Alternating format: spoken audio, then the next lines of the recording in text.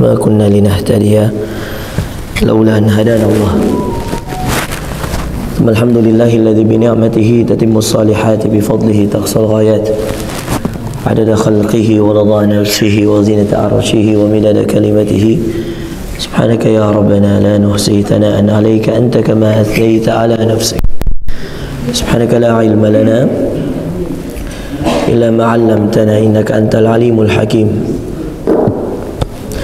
اللهم فقهنا في الدين وعلمنا التأويل رب اشرح لي صدري ويسر لي أمري واحلل عقدة من لساني يفقه قولي رضينا بالله ربا وبالإسلام دينا وبمحمد صلى الله عليه وسلم نبيا ورسولا أما بعد.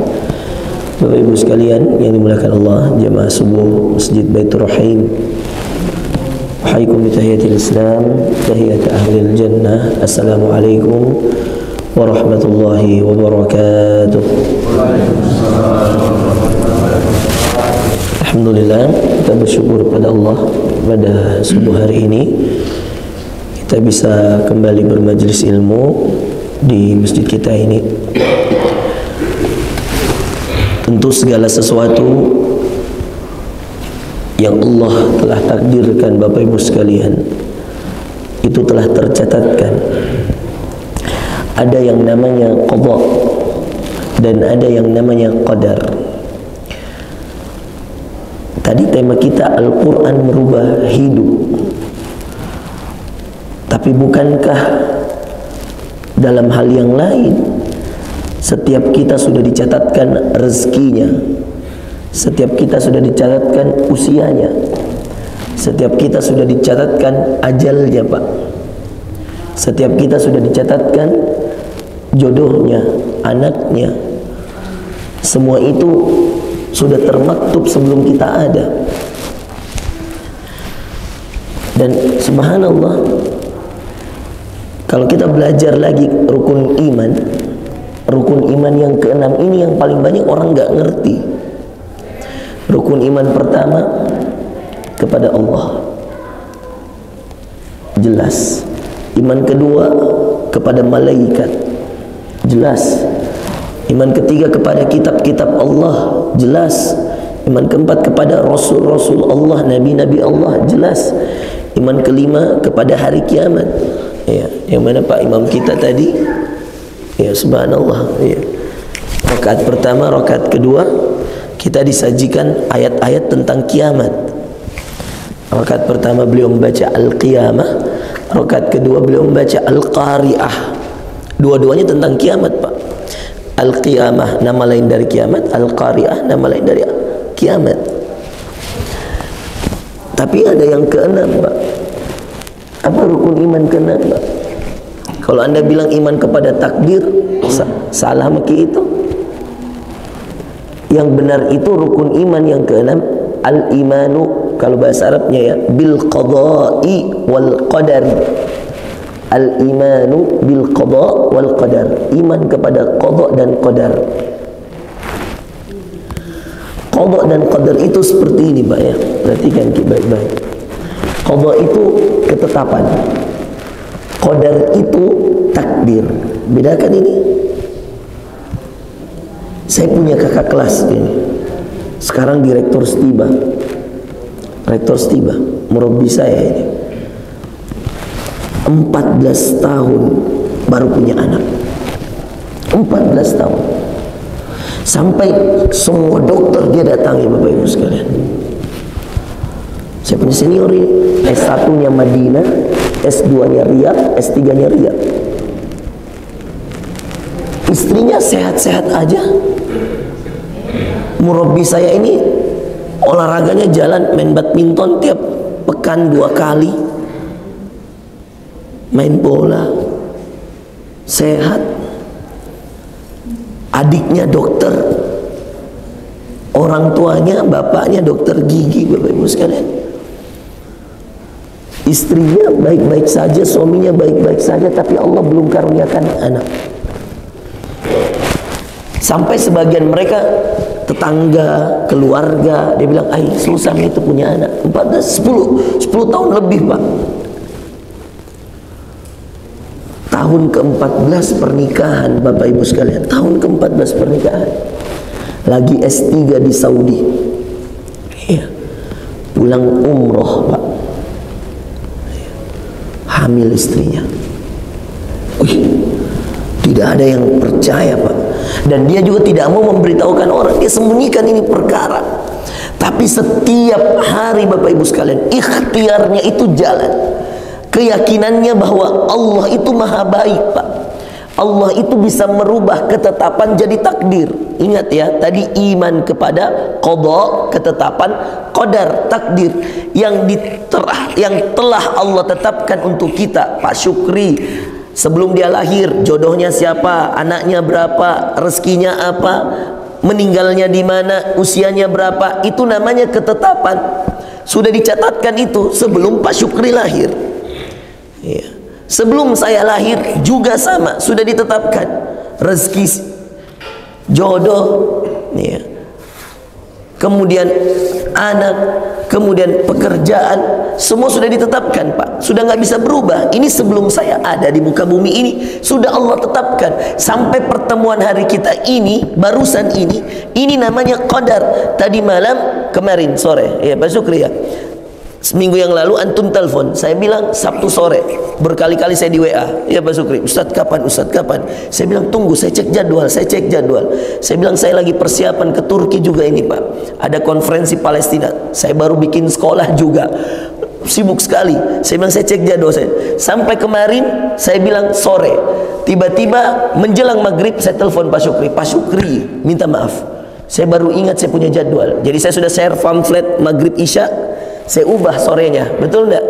Itulah yang dinamakan, coba antum lihat ya, hal-hal sederhana seperti ini berubah. Apalagi yang dinamakan ketetapan, namanya qada. Itulah rukun iman ke-6, harus sempurna pemahaman kita. Jangan cuma kenapa enggak sholat, takdir kumi begini, nggak bisa Pak. Kenapa enggak ngaji, takdir kumi begini, nggak bisa Bapak Ibu. Masih bisa dirubah takdir, bahkan bisa dipercepat. Yang jomblo coba tahajud banyak, mau cepat dapat jodoh, coba banyak ngaji, coba rajin sedekah. Yang punya banyak utang, coba sholat duha, coba sedekah.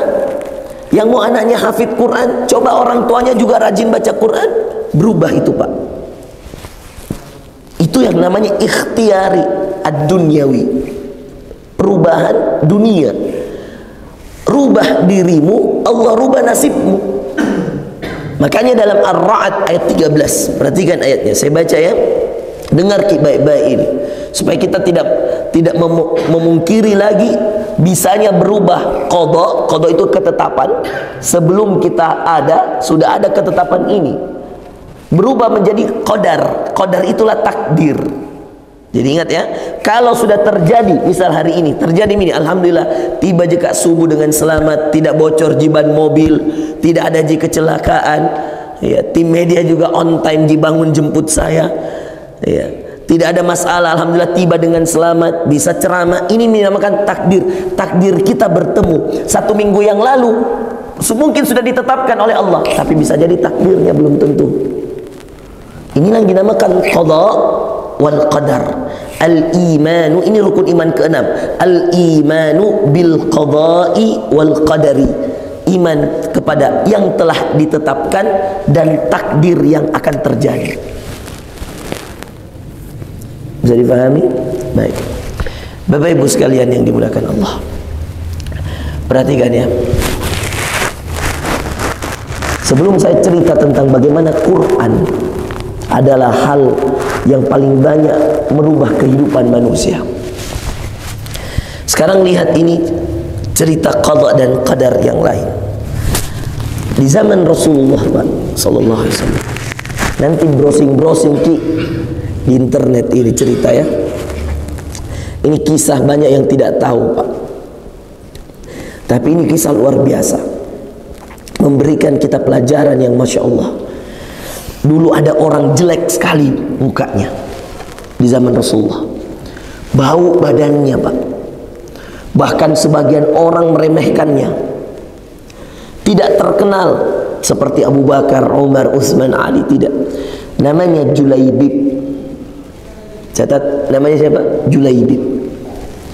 Nanti kita bisa browsing ya di internet. Tapi jam ini sekarang habis ceramah peka, tulis nanti Julaibib, kisah indah Julaibib, sang pengantin baru yang baunya lebih indah daripada bau terbaik di surga,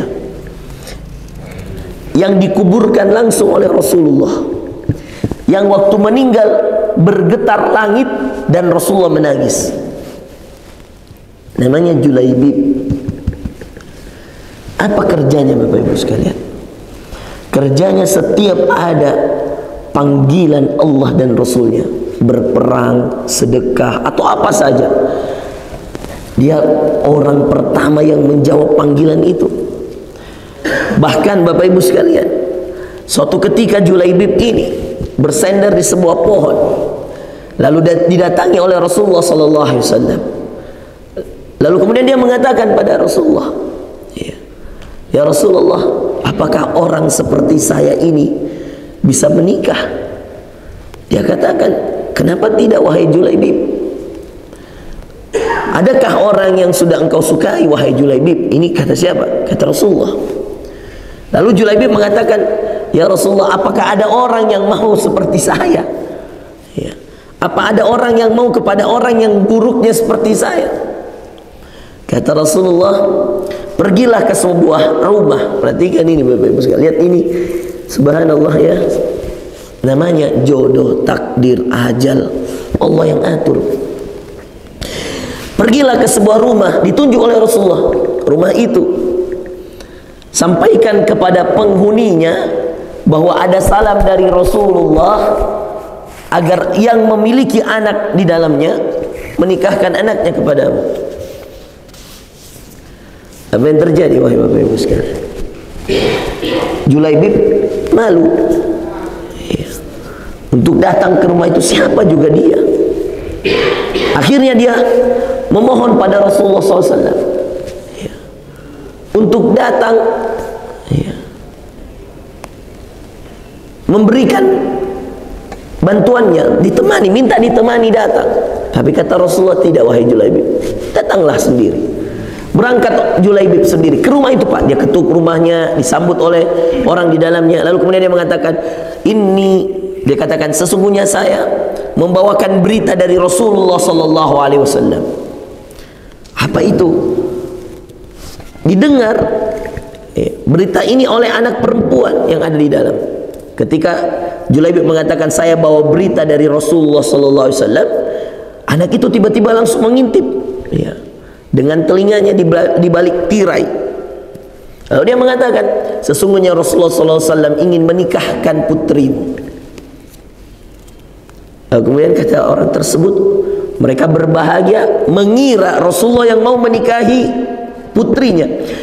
Di mana orang ini, subhanallah, yang membuat Julaibib malu adalah ini orang kaya. Anaknya sudah diincar oleh banyak sahabat, karena kecantikannya, Masya Allah. Apa yang terjadi Bapak Ibu sekalian? Julaibib menyampaikan pesan itu. Lalu kata orang itu, Masya Allah, kami dilamar oleh Rasulullah. Kata Julaibib, iya, kalian dilamar oleh Rasulullah. Apakah Rasulullah yang ingin menikahi putriku? Kata orang tersebut. Kata Julaibib, bukan. Tapi sesungguhnya Rasulullah SAW menyampaikan kepada saya untuk menyampaikan hajat ini, kebutuhan ini, berita ini kepada kalian, agar kalian menikahkan putri kalian kepada saya. Kaget. Jadi orangnya buruk rupa, bau badannya, tidak terkenal di kalangan sahabat. Nggak ada yang kenal Julaibib, tapi Rasulullah kenal baik. Siapa Julaibib? Dari mana dia Rasulullah tahu? Dari wahyu Allah. Lihat ini tadi yang saya katakan, iman bil qada, ketetapan, wal qadar, takdir. Kalau Allah sudah tetapkan, yang kalian anggap tidak mungkin jadi mungkin Bapak Ibu sekalian. Yang kalian anggap mustahil bisa. Kapan? Kalau Allah tetapkan. Tapi ada yang namanya proses menuju takdir. Proses menuju takdir ini berpengaruh sekali amalan di dalamnya Bapak Ibu sekalian. Apa yang terjadi? Ketika itu orang tuanya menolak. masuk ke dalam bapaknya, lalu kemudian ibunya juga masuk. Sampai di dalam ngobrol bapak dan ibu ini. Dia katakan, gak mungkin kita nikahkan anak kita sama Julaibib. Ngobrol lama. Tiba-tiba anak perempuannya datang. Lalu dia sampaikan pada ayahnya, wahai ayah, ada apa gerangan? Dia katakan, ada seorang yang ingin melamarmu dan itu orang yang tidak cocok denganmu. Kata wanita tersebut, apakah itu ada perintah dari Rasulullah? Kata orang itu, ya, ada perintah dari Rasulullah SAW. Kata anak perempuan itu, apakah ada yang lebih baik dari apa yang ditetapkan? Dengarkan, apakah ada yang lebih baik? Kata anak perempuannya, apakah ada yang lebih baik dari yang telah ditetapkan Allah dan Rasulnya? Terdiam orang tuanya, ayahnya diam, bapak ibunya diam. Ini anak satu-satunya, Pak. Apa yang terjadi, ikhwan, bapak ibu sekalian? Ketika ditanya apakah ada yang lebih baik dari apa yang telah ditetapkan oleh Allah dan Rasulnya, orang tuanya diam. Setelah orang tuanya diam, lalu kemudian orang tuanya menganggukkan kepala, lalu mengatakan tidak ada yang lebih baik dari apa yang telah ditetapkan Allah dan Rasulnya. Maka ketika itu orang tuanya menyetujui pernikahan. Datanglah Rasulullah SAW membantu Julaibib untuk melamarkan. Ketika setelah disetujui, terjadilah pernikahan. Malamnya, malam pengantin ini, tiba-tiba ada panggilan perang. Ini malam pengantin, Pak. Seorang Julaibib. Apa tadi kelebihannya Julaibib tadi yang saya katakan?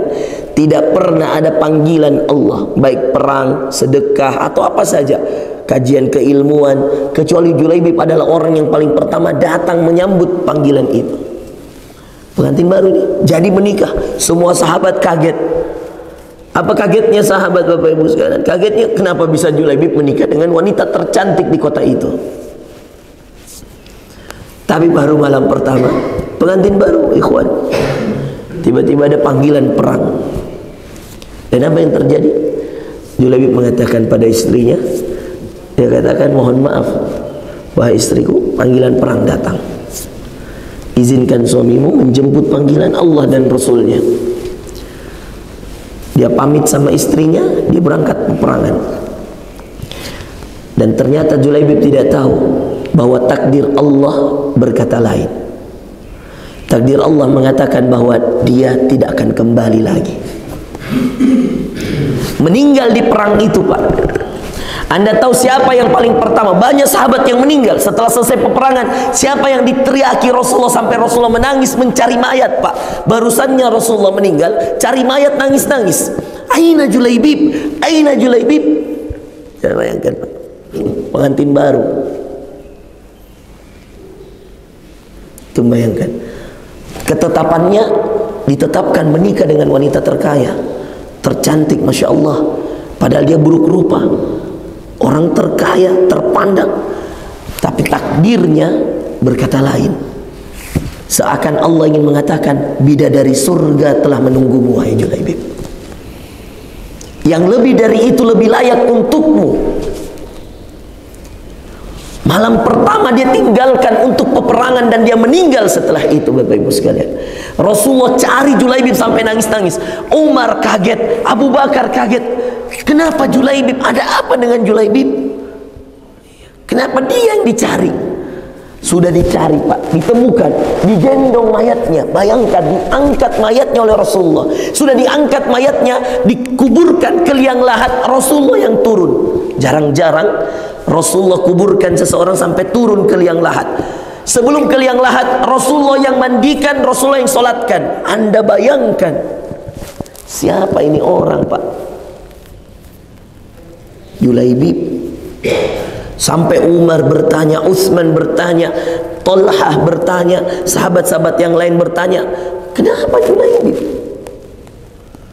Ternyata itu wahyu yang Allah berikan pada Rasulullah ke dalam hatinya, menerangkan bahwa ada orang yang sangat soleh sekali, hidupnya untuk Allah, hidupnya untuk Rasulullah. Maka seketika ketika dia ikuti apa yang Allah mau, apa yang Rasulullah mau, Allah rubah hidupnya. Anda bayangkan, apa yang paling penting?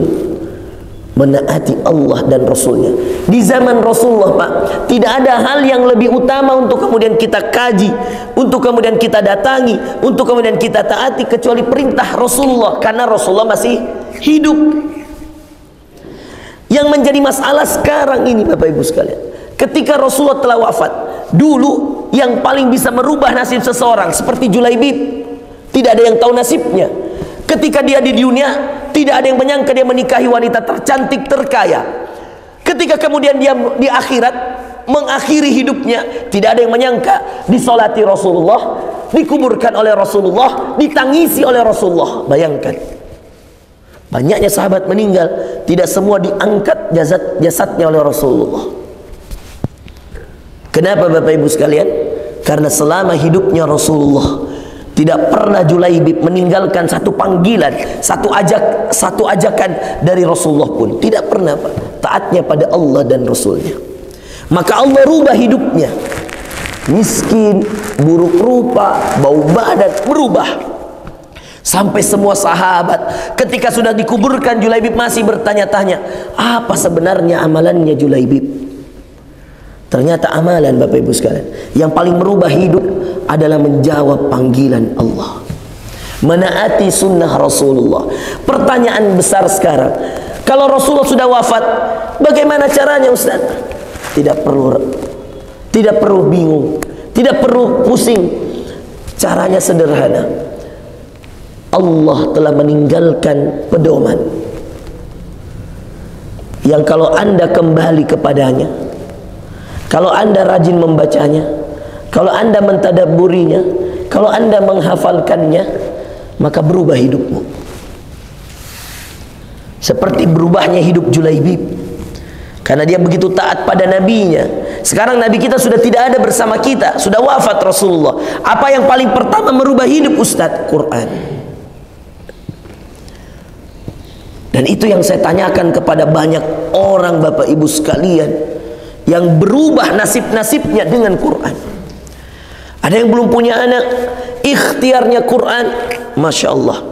Ada namanya Syawal, anak muda pasti tahu itu. Ada namanya Syawal, kayak adik saya lah. Beliau selebgram, followernya ratusan ribu. Sekarang di Jakarta, dia sama Syam, dua ini.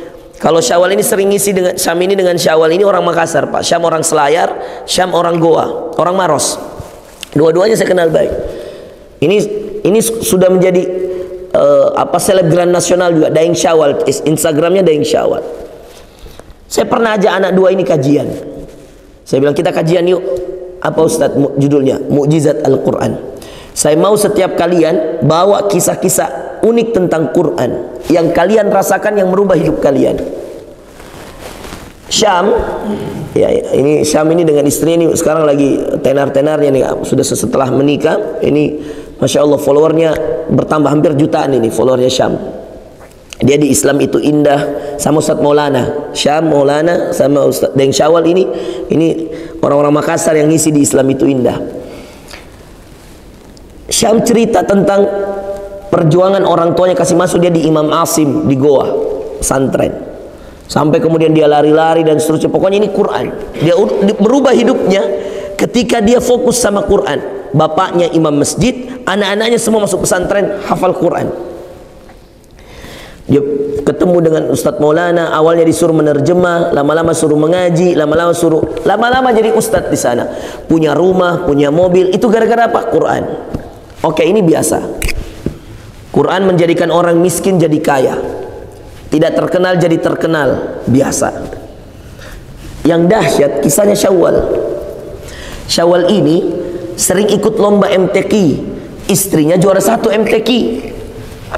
Dia sering wakili Kabupaten Selayar. Orang Selayar, Pak. Yang saya nangis waktu dia cerita itu, Pak. Dia cerita, Ustadz, saya divonis tidak bisa punya anak. Saya bilang, kenapa? Ada kista di dalam rahimnya istri saya. Sekalinya saya ikhtiar, Ustaz, istri saya juga ikhtiar, ngaji terus sambil diikhtiarkan dan diniatkan. Dia bilang, ya Allah, melalui Quranmu, ayat-ayatmu, ya Allah, rubah nasibku yang tidak bisa punya anak jadi bisa punya anak. Dia sayang sekali istrinya, Masya Allah. Dia rukyah. Dia rukyah. Subhanallah Bapak Ibu sekalian, hamil Tapi usia 6 bulan kandungan itu disuruh, bayangkan ini Bapak Ibu sekalian, disuruh operasi dan disuruh pilih. Dia katakan tidak bisa ini, kalau dipaksakan anaknya lahir, ibunya meninggal. Dia bawa Pak, dia kan imam di masjidnya Marinir di Jakarta Selatan, masjidnya Angkatan Laut. Di masjid itu dia imam Pak, dia bawa ke rumah sakit Angkatan Laut, pindah ke rumah sakit yang lebih besar. Semua dokter-dokter spesialis mengatakan nggak bisa ini, kistanya sudah sangat besar. Apa dia bilang? Ustadz, kistanya istri saya itu kalau ada piring tak di rumah, ya, ada piring tak yang paling besar di rumah, seperti itu besarnya kistanya. Saya bilang subhanallah. Dia bilang, saya Ustaz pulang, saya hibur istri saya. Saya bilang, tidak usah ke dokter. Kenapa kita ragu dan kita ini penghafal Quran? Kita ikhtiar saja, apapun yang Allah terjadi, mau 8 bulan, 9 bulan, kita ikuti saja prosesnya. Dari 6 bulan itu sudah divonis sama dokter, operasi. Lebih baik anaknya yang dihilangkan daripada ibunya, karena berbahaya kistanya. Bapak Ibu sekalian, dia tidak lagi mau ke dokter. 6 bulan dia rukyah, pagi, siang, malam dia rukyah, zikir pagi petang, dia rukyah Quran Pak. Dia baca ayat-ayat, wa nunazzilu minal qur'ani ma huwa shifaa. Ada ayat dalam surah Al-Isra, dia sering ulang ini, wa nunazzilu minal qur'ani ma huwa shifaa. Kami turunkan dari Al-Quran sebagai obat, penyembuh. Dia obati perutnya Bapak Ibu sekalian. Ma huwa shifaa'u wa rahmah. Obat dan rahmat. Rahmat itu apa Bapak Ibu sekalian? Bapak Ibu sekalian, kasih sayang. Rahmat itu kasih sayang. Dia obati Bapak Ibu sekalian perutnya. Wallahi Bapak Ibu sekalian, ini cerita ada di YouTube saya.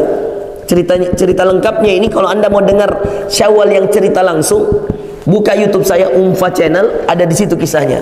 Saya Syam Syawal. Itu kisahnya, kista hilang. Ini saya bukakan ya.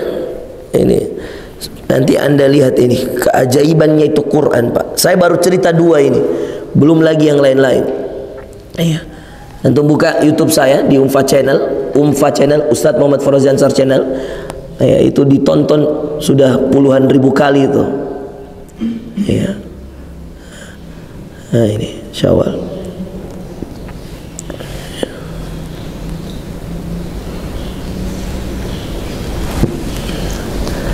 Ya.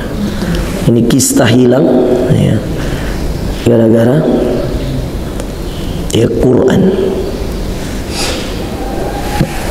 Ya. Ini. Tunggu ya, saya carikan. Banyak sekali video di YouTube kok. Syawal.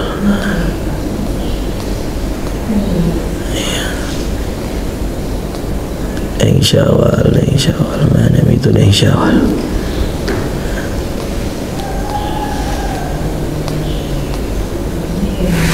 Syawal. Kista hilang. Saya lupa apa anunya. Umfa Channel. Coba Mal, antum cari Mal. Ada yang seperti ini covernya. Sini Kemal. Lihat ini. Kayak gini covernya itu, cari kok. Nah, kayak gini. Kisah proses menghafal Qurannya. Tapi ini untuk Syawal. Antum cari ya. Tanggal terlama sekitar bulan bersamaan itu diupload dengan yang ini. Bersamaan diupload dengan yang ini.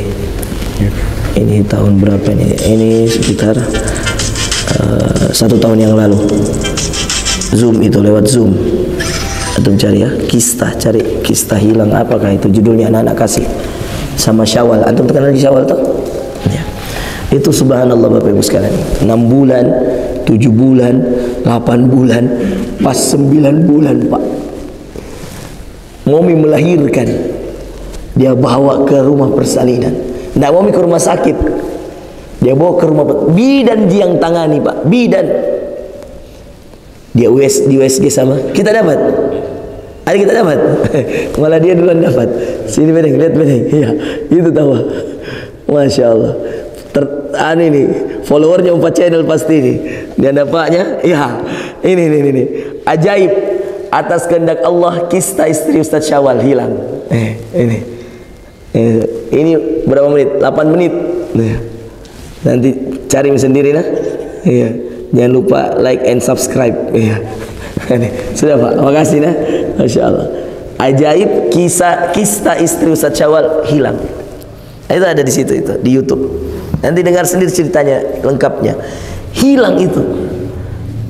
Quran Bapak Ibu sekalian. Itu dokter kaget-kaget semua. Ya. Wih, di mana ini kistanya mana? Hilang Pak. Kista sebesar piring itu. Ya. Beratnya 5 kilo atau berapa kilo waktu itu dia bilang sama saya. Saya lupa, ada di situ nanti itu. Besar, hilang. La ilaha illallah, subhanallah. Dan itu anak lahir ya sehat Pak. Bayangkan Quran ini. Ya. Jangan sekarang dinonton, nanti ya. Masih ada ustaz ya. Pulang habis ini kau nonton itu kisahnya, dengar kibeba itu. Ya.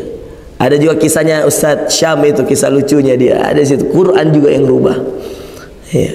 Semua kita Bapak Ibu sekalian, kalau mau berubah kehidupan kita, keluarga kita, nasib kita, nggak ada yang paling bisa merubah itu semua Bapak Ibu sekalian kecuali Al-Quran.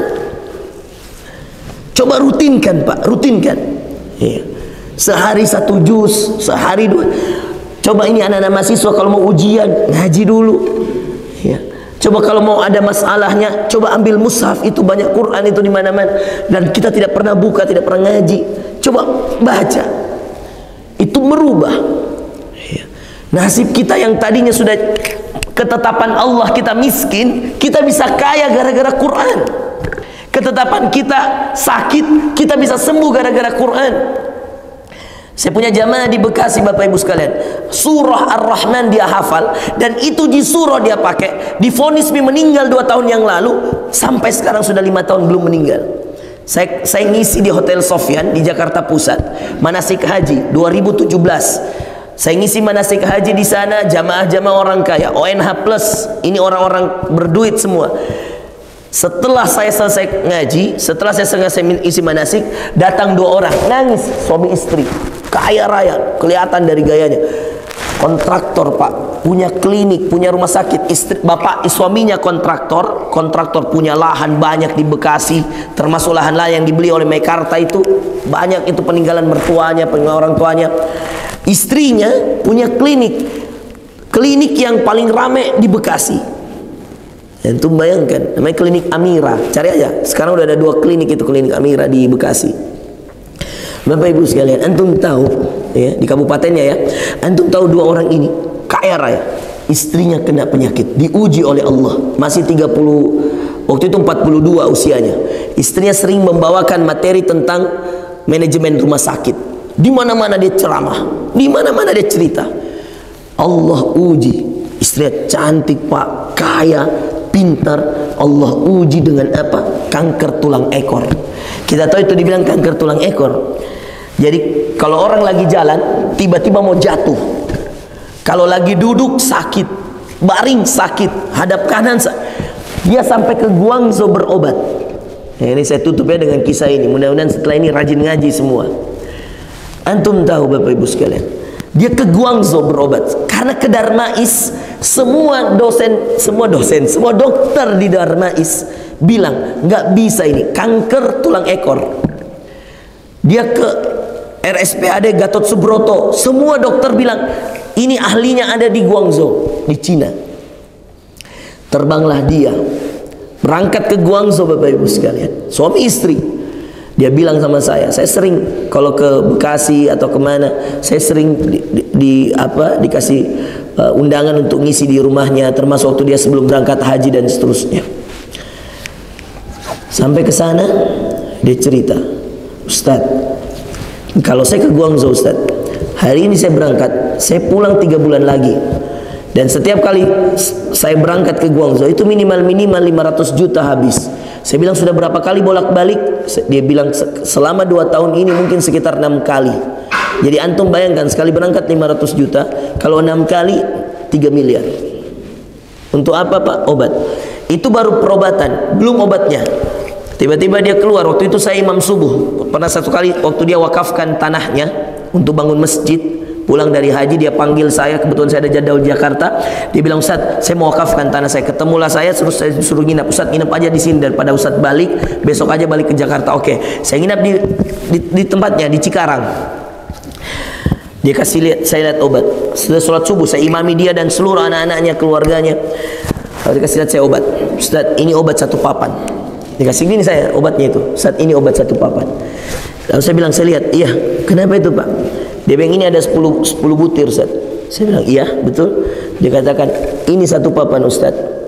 Istri saya kalau sakit lagi disuruh minum.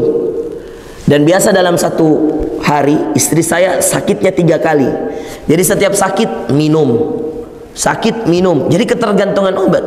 Saya bilang, "Wih, Masya Allah, begitu Pak?" "Iya." "Dan itu sudah berlangsung berapa lama?" 2 tahun. Lalu apa dia bilang Bapak Ibu sekalian? "Ustaz, cuman kita tahu harganya ini Ustaz." "Apa Ustaz tahu harganya?" Saya bilang, "Saya nggak tahu Pak." Dia katakan, "Ustaz, 1 papan ini 10 isinya, 10 butir. Dan 1 papan ini kalau saya beli dengan mata uang Cina, yen, itu kalau dirupiahkan itu 50 juta. Saya bilang, "Masa sih Pak?" "Betul Ustaz." "Berarti 1 butirnya berapa Pak?" 5 juta. 1 pil 5 juta Pak. Saya bilang, "Sudah habis berapa pil Pak?" "Sudah habis berapa pil?" Dia bilang, "Tidak terhitung Ustaz." Coba lihat Pak, orang dikasih nikmat banyak, ujian juga banyak Pak. Subhanallah Bapak Ibu sekalian. Ternyata istrinya sudah capek minum obat. Sakit minum. Dia bilang, saya lelah Ustaz. Saya tinggalkan. Terus apa yang ibu lakukan? Dia bilang, "Saya amalkan yang Ustaz sampaikan waktu manasik haji." Saya bilang, "Apa itu Bu?" "Quran." Saya bilang, "Jangan tinggalkan Quran di Mekah, di Madinah, di Musdalifah, di Arafah, di mana saja Quran." Dia baca Quran Pak, karena dia suka sekali surah Ar-Rahman. Jadi kalau setiap sakit itu dia baca Ar-Rahman, 'allamal Quran, khalaqal insana 'allamahul bayan. Ini kan Quran mukjizat Pak. Namanya mukjizat itu Pak, dia berubah segala sesuatu yang tidak mungkin jadi mungkin, yang mustahil jadi mungkin. Mukjizatnya Nabi Musa, tongkat membelah lautan. Mukjizatnya Nabi Isa, menyembuhkan yang sakit, yang buta jadi bisa melihat, yang tuli jadi bisa mendengar, Nabi Isa.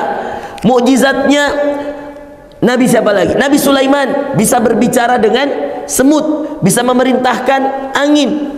Mukjizatnya Rasulullah apa Pak? Apa mukjizatnya Rasulullah? Quran. Jadi kalau Anda punya sesuatu yang mustahil, kembalilah pada mukjizatnya Rasulullah. Apa mukjizatnya? Quran.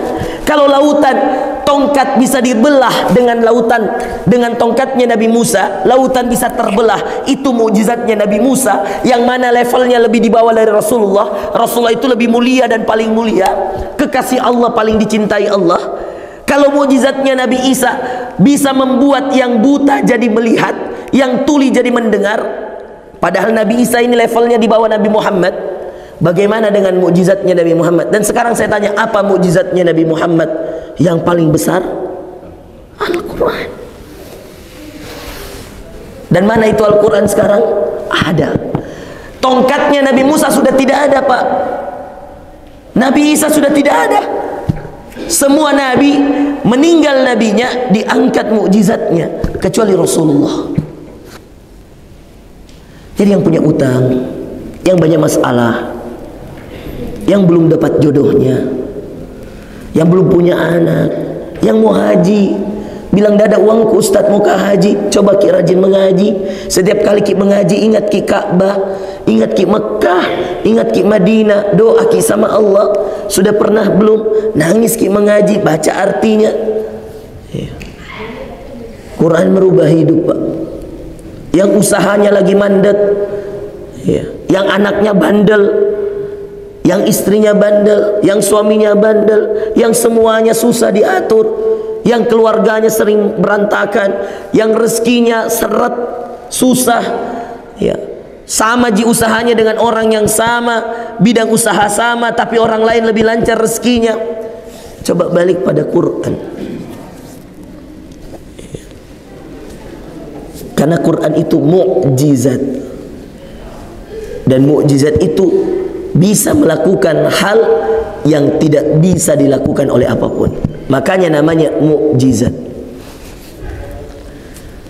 Nah, Bapak Ibu sekalian yang dimuliakan Allah, saya cuma menasihatkan diri saya dan antum semua yang hadir hari ini, ya, untuk kemudian kita fokus dengan Quran, ya, fokus dengan apa yang bisa kita lakukan tentang Quran, Pak.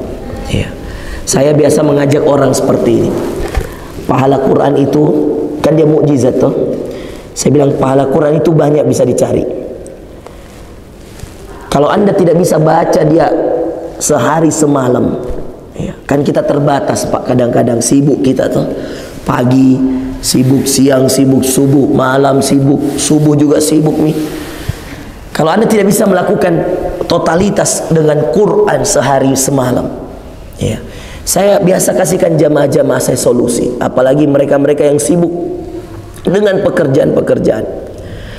Saya kemarin ke Jawa Barat, hampir ke 18 titik, itu di Bandung Barat, Cimahi, bagi-bagi Quran, Pak. Saya luangkan waktu saya 2 minggu. Saya tinggalkan Makassar, saya tidak terima jadwal, gratis ini, saya tidak dibayar. Saya keliling selama 2 minggu, 1000 Quran saya bagi. Saya bilang sama tim, saya mau ke Jakarta. Saya pergi tur, Pak, bagi Quran di 18 titik itu. Bandung Barat, Pangalengan, Bandung Selatan, kemudian Cimahi, Pandeglang, kemudian Sumedang, itu bawa Quran. Sukabumi, bawa ke tempat-tempat yang memang pesantren atau anak yatim atau duafa atau masjid yang majelis taklimnya ramai, yang mereka kurang mampu. Saya bagi Quran, Pak. Saya kumpul sama jamaah saya. Saya bilang siapa yang mau ikut join? Banyak yang mau join. Kita join. Saya bilang saya batasi 1000 dulu, 1000 dulu. Kita batasi 1000. Antri lagi 1000. Saya bikin lagi gelombang kedua kemarin. Ini sampai masih berproses ini. Gelombang kedua sudah 500 yang kami bagikan. Cuman karena qadarullah kemarin ibu saya sempat Covid, jadi saya balik dulu. Ya, saya jaga saya punya ibu dulu. Baru 500 lagi baru mau disalurkan lagi ini. Ya. Saya buat program itu, Bapak Ibu sekalian. Percaya nggak? Berapa banyak orang WA saya setelah dia sedekah mushaf, ada yang sedekah 10 Quran, 20 Quran, ada yang 100 Quran.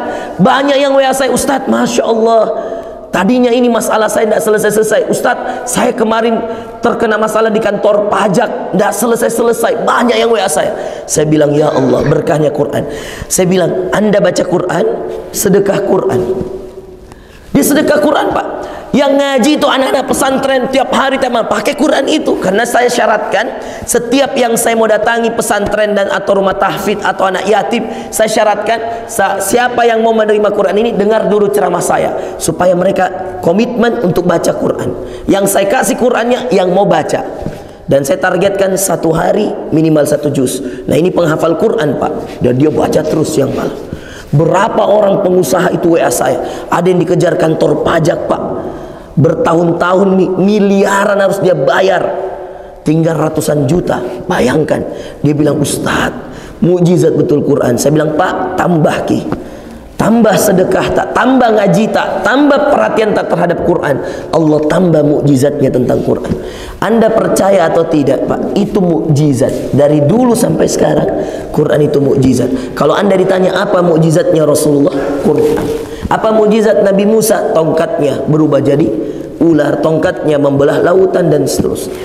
Jadi kalau Anda nggak percaya mukjizat ini, kitalah orang yang paling merugi. Saya kira demikian. Syuruk mitoh bisa misalat toh. Ya. Saya kira demikian, Bapak Ibu, ya. Mudah-mudahan kita semua bisa berubah, ya. Anak-anak muda, ya. Tidak ada uangku, Ustaz, mau kak menikah, kasihan, ya. Jomblo kak Ustaz misalkan, tidak ada pekerjaan, orang tua pas-pasan, uang panai mahal, ya. Tidak usah ragu, baca Quran deh, ngaji, ya.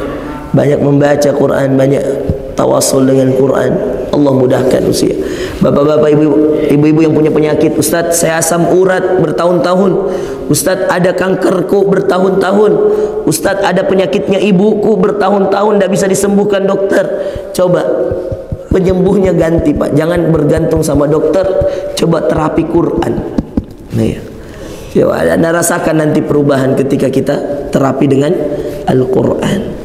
Demikian Bapak Ibu sekalian ya, yang mau join itu untuk ini saya nanti Oktober ya, saya Oktober insyaallah ada tour di Bandung Barat lagi, Pangalengan, ada beberapa pesantren yang sudah saya list ya, yang mau join tentang sedekah Quran tadi.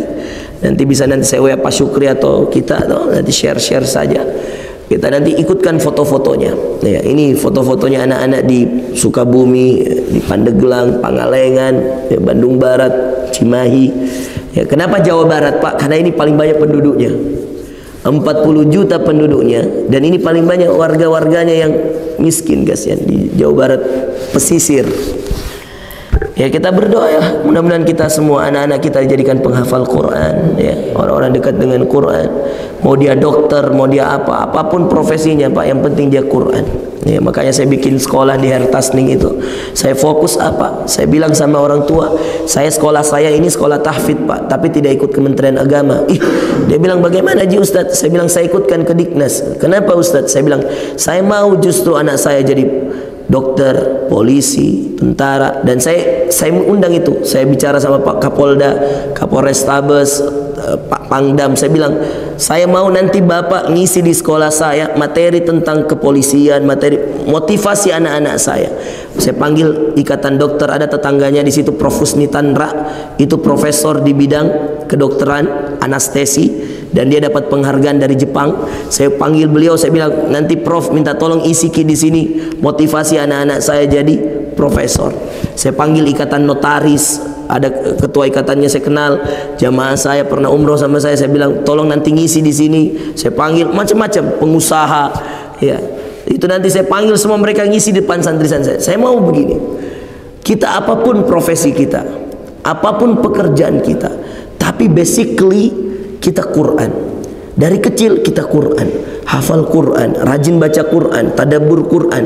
Apapun profesinya setelah itu Pak, mau jadi dokter, jadi apa, bebas. Yang penting jangan jauh dari Quran, karena Quran mukjizat. Siapa yang dekat dengan Quran, dekat dengan Allah. Dan siapa yang dijauhkan dari Quran, dijauhkan dari Allah. Jadi kalau Anda tidak ngaji satu hari Pak, catat ini kalimat saya, kalau Anda tidak ngaji satu hari, apapun alasan tak, mau sibuk mau apa, berarti Allah sedang menjaga jarak dengan Anda. Sama dengan Allah lagi tidak mau dengan Anda. Karena kalau Allah sayang kita Pak, Allah cinta dengan kita, Allah izinkan kita ngaji dalam sehari. Semakin dekat kita dengan Quran, semakin dekat kita dengan Allah. Tapi kalau sudah 1 bulan Anda tidak pernah ngaji, apalagi 2 bulan, apalagi 3 bulan, apalagi terakhir Anda baca mungkin Ramadan kemarin, hampir di 1 tahun Anda nggak ngaji, catat kata-kata saya, Allah sedang jaga jarak dengan Anda. Berarti ada yang salah dari dirimu, mungkin banyak dosamu, sehingga Allah tidak mau kau baca ayat-ayatnya yang suci.